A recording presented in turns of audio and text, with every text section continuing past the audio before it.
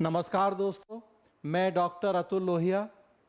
अगर आप सिविल सेवा परीक्षा की तैयारी कर रहे हैं, आपने लोक प्रशासन को अपना वैकल्पिक विषय बनाया है और या इसको वैकल्पिक विषय बनाने के बारे में सोच रहे हैं, और या आपने किसी दूसरे विषय को वैकल्पिक विषय बनाया है लेकिन उसमें आप संतुष्ट नहीं हैं, अच्छा नहीं कर पा रहे हैं, तो ये वीडियो आपके लिए है। अंत तक जरूर आपको ये वीडियो देखना चाहिए। हाल ही में यूपीएससी मेंस 2024 की सिविल सेवा परीक्षा संपन्न हुई है और इसमें जो ऑप्शनल के पेपर हुए हैं, अगर आप पब्लिक एडमिनिस्ट्रेशन ऑप्शनल का पेपर देखेंगे तो बहुत खुशी होगी आपको। अगर मैंने कहा कि आपका ऑप्शनल लोक प्रशासन है तो, या आप सोच रहे हैं इसके बारे में तो, और या किसी दूसरे ऑप्शनल से आप खुश और संतुष्ट नहीं हैं तो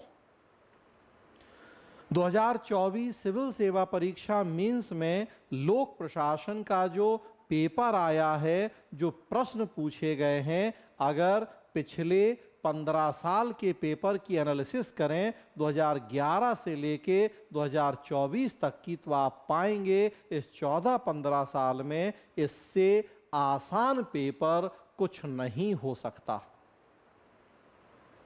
चाहे फर्स्ट पेपर हो और चाहे सेकेंड पेपर, ऐसे स्टूडेंट जिन्होंने ईमानदारी से एग्जाम के पैटर्न और सिलेबस को ध्यान में रखते हुए तैयारी की है, फर्स्ट और सेकेंड पेपर में एक सिंगल क्वेश्चन भी ऐसा नहीं है जो एक अच्छा स्टूडेंट ये कहे कि उसे उसका जवाब नहीं आता, या उसने पढ़ा नहीं है, या वो प्रश्न उसकी समझ में ही नहीं आ रहा है कि प्रश्न की डिमांड क्या है, उसमें लिखना क्या है। प्रश्न की प्रकृति देखें, उनकी कठिनता या सरलता देखें तो इतना बढ़िया प्रश्न पत्र है कि जिसे कहा जाए देखते ही साथ मन खुश हो जाना वाली स्थिति है इस बार के पेपर में। और इसीलिए मैं उम्मीद कर रहा हूं कि इस बार जिन लोगों ने लोक प्रशासन को वैकल्पिक विषय बना के मेंस लिखा है, 300+ नंबर बहुत सारे लोगों को मिलने चाहिए, और फाइनल रिजल्ट में भी इस बार लोक प्रशासन विषय के स्टूडेंट आपको अच्छी रैंक के साथ सफलता सूची में दिखने चाहिए। सारे प्रश्नों को डिस्कस करना संभव नहीं है इस वीडियो में, किसी और वीडियो में पूरे पेपर भी मैं डिस्कस करूंगा आपसे। इस वीडियो का उद्देश्य केवल बस इतना बताना है कि इस प्रश्न पत्र का नेचर क्या रहा है, कितना बढ़िया और कितना फेवरेबल क्वेश्चन पेपर है इस बार का पब्लिक एडमिनिस्ट्रेशन के स्टूडेंट्स के लिए। फर्स्ट पेपर का फर्स्ट क्वेश्चन और उसका पहला पार्ट, राजनीति प्रशासन द्विभाजन पर बहस अभी भी जारी है, टिप्पणी कीजिए।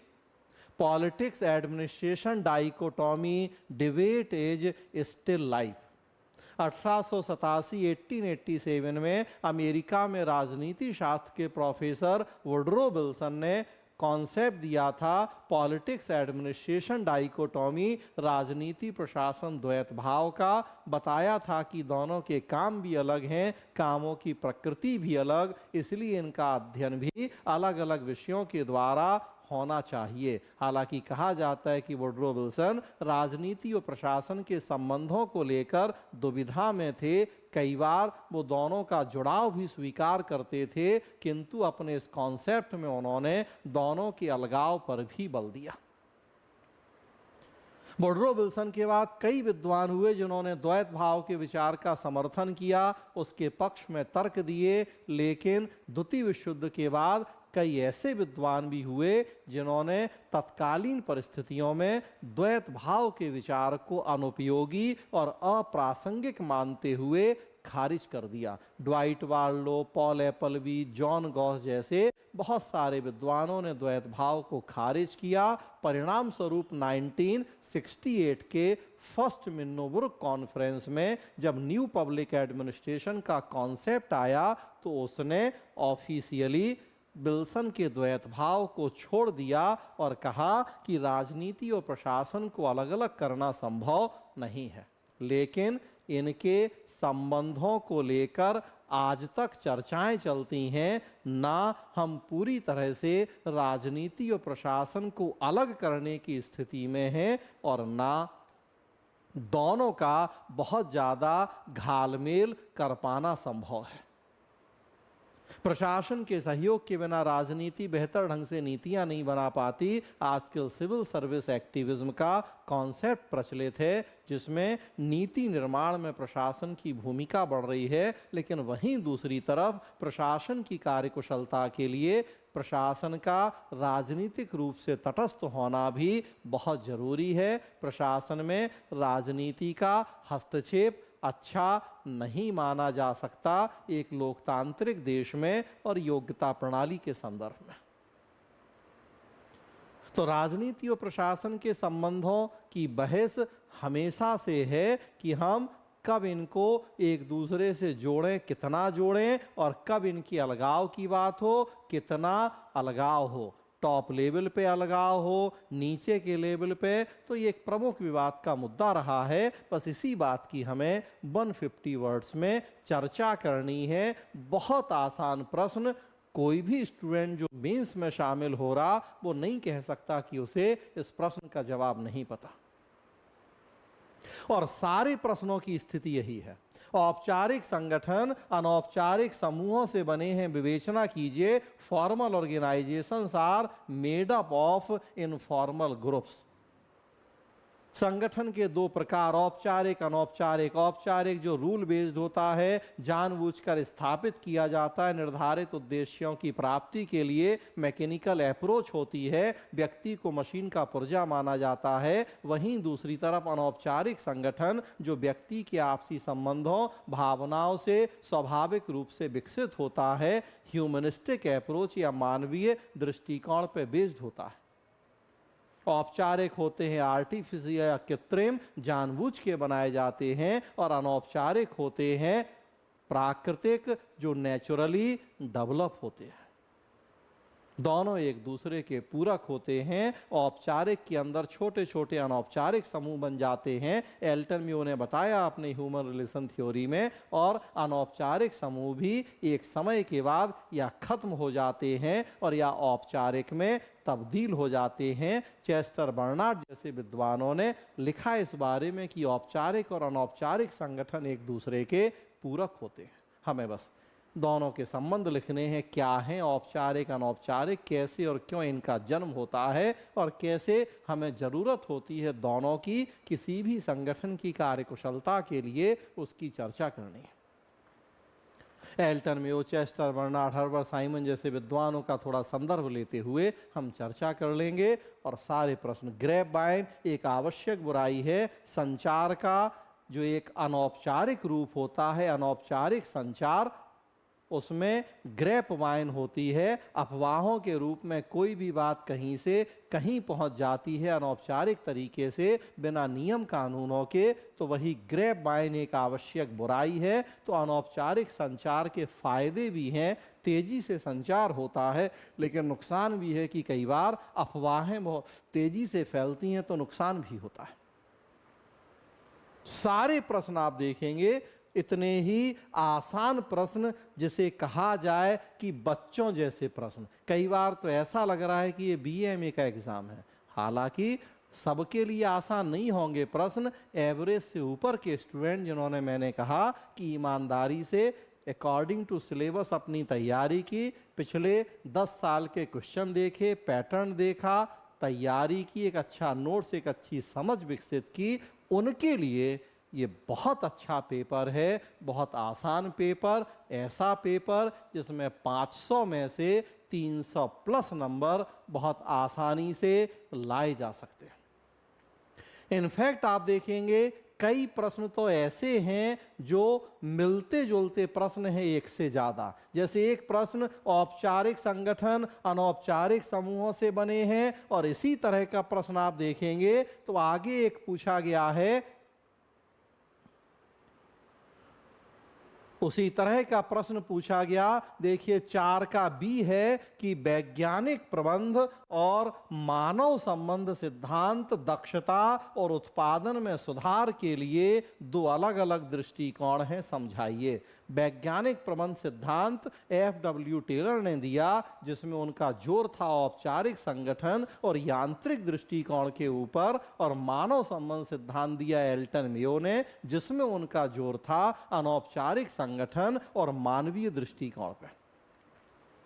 मतलब पिछला प्रश्न कह रहा है औपचारिक अनौपचारिक की पूरकता, औपचारिक संगठन अनौपचारिक से निकले हैं, और भाव यहां भी वही है कि वैज्ञानिक प्रबंधन मानव संबंध संगठन की कार्यकुशलता के 2 अलग दृष्टिकोण हैं। एक बात करता है औपचारिक की, दूसरा अनौपचारिक की, किंतु फिर निष्कर्ष यहां भी वही है कि वैज्ञानिक प्रबंध और मानव संबंध दोनों एक दूसरे के पूरक हैं। टेलर ने व्यक्ति की आर्थिक अभिप्रेरण की बात की है, मेयो ने व्यक्ति के गैर आर्थिक अभिप्रेरण की। टेलर ने संगठन की कार्यकुशलता के लिए भौतिक यांत्रिक कारकों पर बल दिया, जबकि मेयो ने सामाजिक मनोवैज्ञानिक कारकों पर, औपचारिक अनौपचारिक। तो ये सारी बातें हमें दिखाना है, इनके योगदान की संक्षेप में चर्चा करते हुए, और निष्कर्ष लिखना है कि वास्तव में न केवल वैज्ञानिक प्रबंध से संगठन की संपूर्ण कार्यकुशलता संभव है, न केवल मानव संबंध से, बल्कि हमें इन दोनों को मिले जुले रूप में अपनाना होगा, जिसकी बात की थी व्यवहारवाद और व्यवस्था सिद्धांत जैसे आधुनिक सिद्धांतों ने। तो ऑलमोस्ट आप देखेंगे भाव वही है औपचारिक अनौपचारिक वाले प्रश्न का भी, और वैज्ञानिक प्रबंध तथा मानव संबंध का भी। तो इस तरह के कई मिलते जुलते प्रश्न भी पूछे गए हैं। आप देखिए 4 का सी है, नया सार्वजनिक शासन एक उभरता हुआ प्रतिमान नवीन सार्वजनिक प्रबंधन के बाजार आधारित दृष्टिकोण के विपरीत है। टिप्पणी कीजिए। New public governance an emerging paradigm is contrasted with market based approach of new public management। Comment. नया सार्वजनिक प्रशासन जैसा प्रश्न में लिखा एक उभरता हुआ प्रतिमान है, और ये एनपीएम या न्यू पब्लिक मैनेजमेंट के बाजार आधारित दृष्टिकोण के विपरीत है। 1988 के द्वितीय मिन्नोबुरुक सम्मेलन के बाद आया था न्यू पब्लिक मैनेजमेंट का कॉन्सेप्ट, जिसने बाजार की भूमिका को बढ़ाने पर जोर दिया था। लेकिन 10-15 साल जब इसको दुनिया के विभिन्न देशों में लागू किया गया, इसकी कमियां दिखाई दी, तो फिर नया सार्वजनिक शासन का कॉन्सेप्ट आया 3rd मिन्नोबुरुक कॉन्फ्रेंस में, जिसमें कहा गया कि बाजार के ऊपर जरूरत से ज्यादा निर्भरता अच्छी नहीं है। गुड गवर्नेंस के नए मॉडल ने कहा कि शक्तिशाली राज्य और दक्ष बाजार, जब तक ये दोनों एक साथ नहीं होंगे, तब तक हम प्रशासन की कार्यकुशलता को सुनिश्चित नहीं कर पाएंगे। बाजार की भूमिका होगी आज के समय में, उसे हम इग्नोर नहीं कर सकते, लेकिन राज्य का भी शक्तिशाली होना बहुत जरूरी है। जब 2008 में वैश्विक आर्थिक मंदी आई, तो हमें समझ में आई ये बातें कि बाजार के ऊपर जरूरत से ज्यादा निर्भरता बेहतर नहीं है। नए सार्वजनिक शासन ने इन्हीं सब चीजों पर जोर दिया कि कैसे हम लोक प्रशासन की कमियां दूर करें, उसे उत्तरदायी, पारदर्शी, जवाबदेह बनाएं, सरकार भी मजबूत हो, बाजार की भी भूमिका महत्वपूर्ण हो, लोक निजी भागीदारी हो, नेटवर्किंग हो इन सबके बीच में, एनजीओ, सिविल सोसाइटी की भी भूमिका हो, आम जनता भी शासन में भागीदार बने। मतलब जितने स्टेक होल्डर हैं शासन के, उन सबकी भूमिका, समुदाय आधारित शासन, तभी वास्तव में हम लोक कल्याण के आदर्शों को पूरा कर पाएंगे। तो नया सार्वजनिक शासन सबको एक साथ लेकर चलने की बात करता है, जिसकी जो कमियां हैं उन्हें दूर करने की बात करता है। तो ये नवीन लोक प्रबंधन के बाजार आधारित दृष्टिकोण के विपरीत है या उसकी जो कमियां हैं उनको ठीक करने की बात करता है। डिजिटल एरा गवर्नेंस हो, नव लोक सेवा प्रतिमान हो, गुड गवर्नेंस का नया मॉडल हो, थर्ड मिन्नोब्रुक के निष्कर्ष हो, 2008 की वैश्विक आर्थिक मंदी हो, इन सारी घटनाओं और संकल्पनाओं ने इसी नए सार्वजनिक शासन के महत्व पर बल दिया है। तो हमें बस इन सब चीज़ों की चर्चा करनी है। यहाँ मैं आपको क्या बताना चाह रहा हूँ कि देखिए 4 का C देखिए आप, और लगभग इसी तरह का प्रश्न और एक पूछा गया है।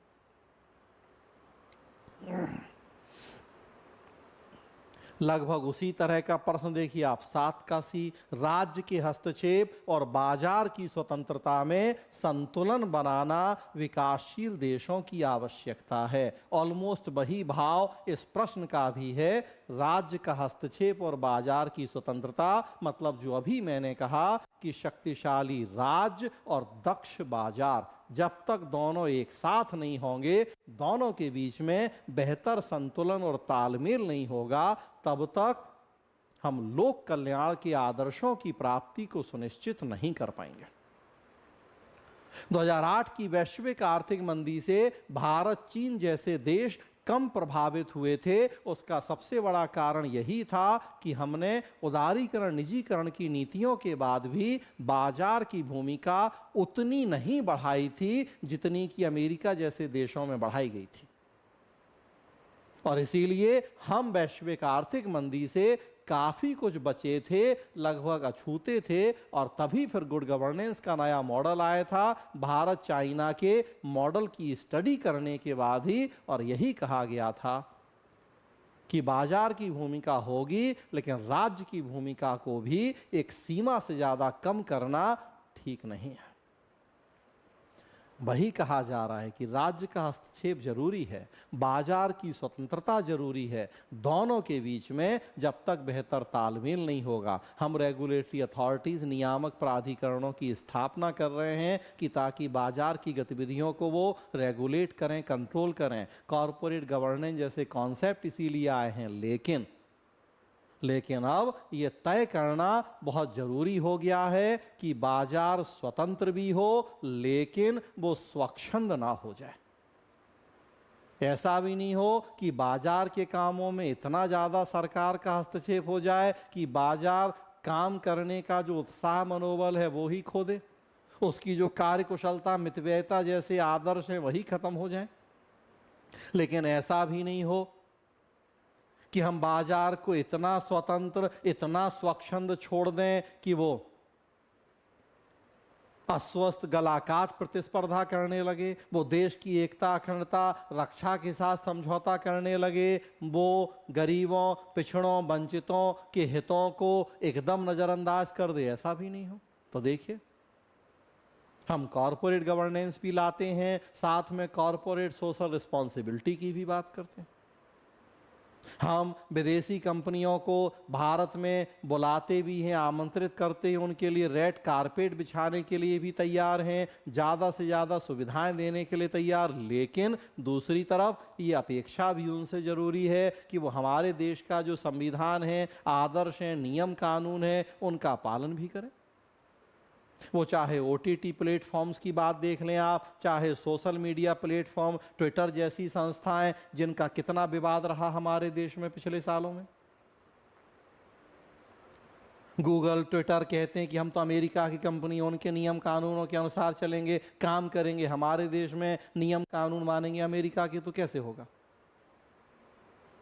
आज हम गूगल, ट्विटर के बिना अपने जीवन की कल्पना नहीं कर सकते, लेकिन इतनी ज़्यादा छूट और आज़ादी भी नहीं दे सकते कि वो जो मर्जी सो करें, हमारे देश के जो नैतिक मूल्य, आदर्श हैं, उनकी बलि चढ़ा दें, देश की एकता, अखंडता, रक्षा के साथ समझौता होने लगे। तो ऐसा भी नहीं हो सकता। तो अब दोनों के बीच में एक बेहतर संतुलन और तालमेल बनाना जरूरी है, बस वही प्रश्न है। तो देखिए, नया सार्वजनिक शासन भी यही कह रहा है कि ना अकेला बाजार ना अकेली सरकार, दोनों की मिलीजुली भूमिका, बल्कि यही दोनों क्यों, उसमें सिविल सोसाइटी भी हो, एनजी भी हो, एनजीओ भी हो, वॉलंटरी ऑर्गेनाइजेशन भी हो, सेल्फ हेल्प ग्रुप भी हो। और बात यहाँ भी वही हो रही है कि राज्य और बाजार, इन दोनों की भूमिका में जब तक संतुलन नहीं होगा तब तक काम नहीं होगा। तो ऑलमोस्ट सेंस देखिए दोनों प्रश्नों का एक ही। तो कई ऐसे प्रश्न पूछे गए, प्रश्न तो आसान हैं ही, मिलते जुलते प्रश्न हैं कि एक प्रश्न से आप दूसरे प्रश्न को पकड़ सकते हैं, उसका आंसर निकाल सकते हैं, बस थोड़ा बहुत उसके प्रेजेंटेशन को बदल देंगे तो, कुछ एग्जाम्पल अलग कर देंगे तो। फर्स्ट पेपर है, सारे प्रश्न 5-6 तो डिस्कस कर ही दिए मैंने, बाकी आगे कुछ और वीडियोस में हम बाकी पेपर भी डिस्कस करेंगे। आप देखिए सेकेंड पेपर के भी प्रश्न देखिए, इतने बढ़िया प्रश्न की जो कहा जाए कि मजा आ जाएगा।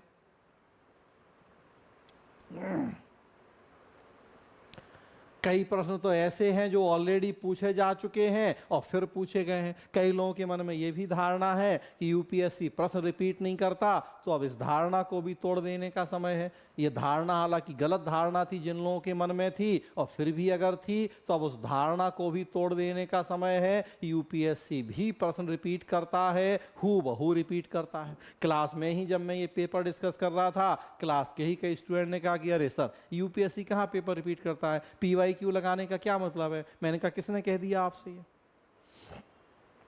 अगर आपने लास्ट 10 ईयर के PYQ सॉल्व कर लिए हैं, उससे बेहतर कुछ नहीं होता है अपनी राइटिंग स्किल डेवलप करने के लिए। ठीक है, मैं ये नहीं कहता कि यूपीएससी पेपर रिपीट करेगा, फिर भी PYQ लगाने का फायदा ये होगा कि आप यूपीएससी के लेवल के प्रश्नों को हल करेंगे। 10 साल के PYQ अगर हल किए रहेंगे, 11वें साल सारे नए प्रश्न होंगे, फिर भी आप उनका जवाब बहुत बेहतरीन ढंग से लिख पाएंगे। और ऐसा भी नहीं है कि यूपीएससी प्रश्न रिपीट नहीं करेगा, हूबहू प्रश्न रिपीट कर देता है यूपीएससी। आप देखिए सेकेंड पेपर के फर्स्ट क्वेश्चन का फर्स्ट पार्ट हूबहू यूपीएससी ने रिपीट किया है। सेकेंड पेपर फर्स्ट क्वेश्चन का ए है, लोक सेवाओं में नैतिकता कौटिल्य के अर्थशास्त्र का मुख्य सरोकार रहा है। इस कथन का परीक्षण कीजिए। आप उठाइए यूपीएससी 2014 का पेपर, अगर आपके पास है तो, और नहीं है ऑनलाइन मिल जाएगा, मार्केट में मिल जाएगा। 2014 यूपीएससी का मैं प्रश्न पढ़ के बता रहा हूं आपको। 2014 यूपीएससी का क्वेश्चन है, लोक सेवाओं में नैतिकता, मिलाते चलें वर्ड टू वर्ड वही है, लोक सेवाओं में नैतिकता कौटिल्य के अर्थशास्त्र का केंद्रीय सरोकार रहा है। इस कथन का समालोचनात्मक परीक्षण कीजिए। ये 2014 का यूपीएससी का प्रश्न है, पब्लिक एडमिनिस्ट्रेशन ऑप्शनल का। लोक सेवाओं में नैतिकता कौटिल्य के अर्थशास्त्र का केंद्रीय सरोकार रहा है।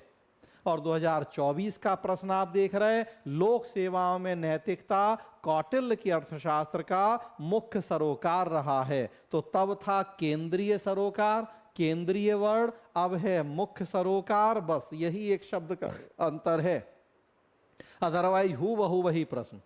हाँ, तब टेल वर्ड था समालोचनात्मक परीक्षण और अब है परीक्षण, तो इतना ही अंतर है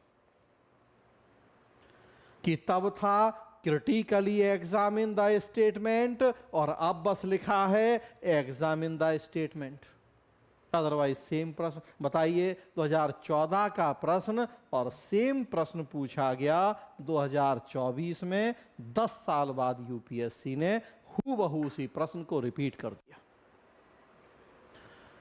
तो जिन लोगों ने लास्ट 10 ईयर 12 15 ईयर के पेपर सॉल्व किए हैं, तो सोच के देखें वो कितनी बेटर कंडीशन में उन लोगों से जिन्होंने PYQ नहीं किया। तो चाहे प्रीलिम्स हो चाहे मेंस, इसीलिए सलाह दी जाती है कि एग्जाम में बैठने के पहले आप एटलीस्ट 10 ईयर का PYQ जरूर सॉल्व करें। प्री का एग्जाम दे रहे हैं तो प्री के PYQ, और मेंस का एग्जाम दे रहे हैं तो वो।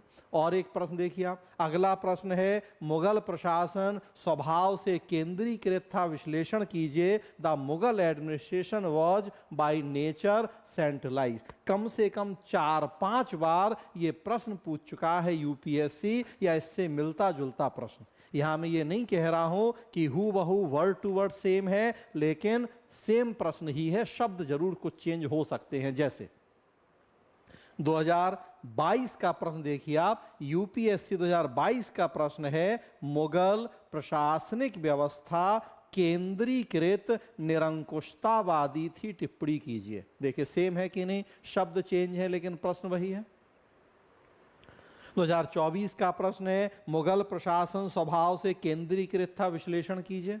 और 2022 का प्रश्न है, मुगल प्रशासनिक व्यवस्था, वही मुगल प्रशासन या मुगल प्रशासनिक व्यवस्था केंद्रीकृत निरंकुशतावादी थी। अभी लिखा है स्वभाव से केंद्रीकृत, और तब था केंद्रीकृत निरंकुशतावादी, मतलब दोनों का एक ही है। तो देखिए आप, और ये प्रश्न कई बार पूछा जा चुका है, ये 2022 में पूछा गया। और आप देखेंगे 2012 में पूछा गया था, मुगल प्रशासनिक प्रणाली स्वाभाविक रूप में सैनिक शासन और केंद्रीकृत स्वेच्छाचारिता का एक प्रकार थी, विश्लेषण कीजिए। वही प्रश्न, बस शब्द चेंज है। –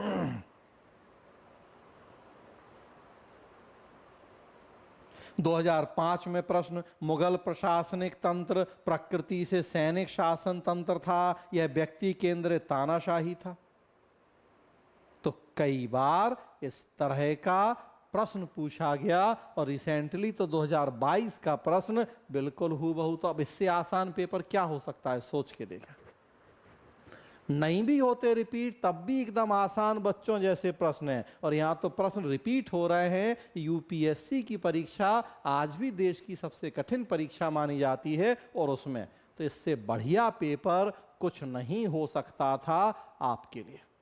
तो जिन लोगों ने इस बार एग्ज़ाम दिया है पब्लिक एडमिशन ऑप्शनल से, खुश हो सकते हैं। मैं तो खुश हो ही सकता हूं, उनके बिहाफ पे उम्मीद कर सकता हूं कि यहाँ के जितने स्टूडेंट हैं, इसके अलावा जो नए लोग अब आगे एग्ज़ाम में शामिल होंगे, कि बहुत बढ़िया पेपर है। पब्लिक एडमिशन अगर आपने रखा है, पूरे कमिटमेंट और डेडिकेशन से तैयारी करते रहें। पब्लिक एड नहीं रखा तो ज़रूर इसको रखने के बारे में सोचें। सोच रहे हैं तो तुरंत डिसीजन लें। दूसरे विषय से संतुष्ट नहीं हैं, पबएड एक बेहतर वैकल्पिक विषय है आपके लिए यूपीएससी की सिविल सेवा परीक्षा में। इस वीडियो में दोस्तों इतना ही। आगे किसी और वीडियो में कुछ और प्रश्नों की चर्चा करेंगे। पेपर डिस्कशन वाले जब वीडियो आएंगे तो उनमें। तब तक के लिए अपना ख्याल रखें। धन्यवाद।